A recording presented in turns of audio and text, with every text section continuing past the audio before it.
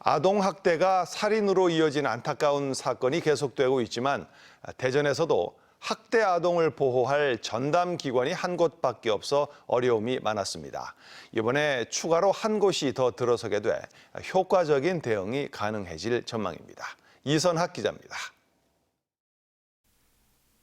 최근 인천에서 발생한 5살 어린이 살해 사건.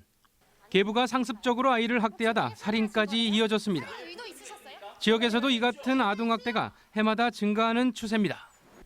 당진에선 지난 5월 17개월 된 영아가 아동학대로 숨진 채 발견됐는데 당시 몸무게 6.2kg으로 갈비뼈가 드러날 정도였고 1월엔 대전에서 3살 아이를 바닥에 끌고 다닌 어린이집 원장과 교사에게 징역형이 선고됐습니다. 대전시 아동보호 전문기관에 따르면 지난 2015년 512건이던 아동학대 신고 건수는 2018년 1,089건으로 2배나 늘었고 올해 들어서도 현재까지 989건을 기록하고 있습니다. 하지만 전담기관이 한 곳이다 보니 경찰과 함께 출동해 상황을 파악하고 심리상담부터 치료까지 프로그램 진행에 한계를 보였습니다. 기관 수가 하나밖에 없었기 때문에 즉각적인 대응이 실질적으로 쉽지는 않아요.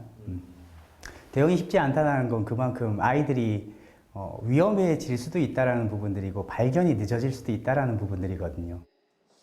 이 같은 문제점을 해소하기 위해 대전에 추가로 아동보호 전문기관이 설치돼 문을 열었습니다.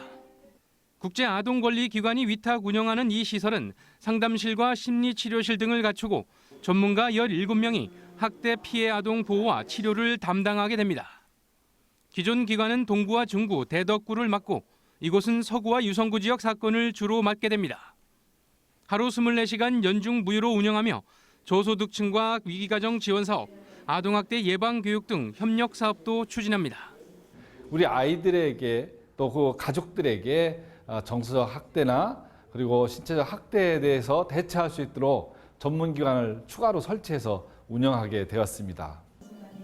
대전시는 아동학대를 막기 위해선 교사와 학원 강사 등 신고 의무자들과 이웃들의 관심이 가장 중요하다며 시설 확대를 계기로 사회 안전망 강화에도 나서겠다고 밝혔습니다. TJB 이선학입니다.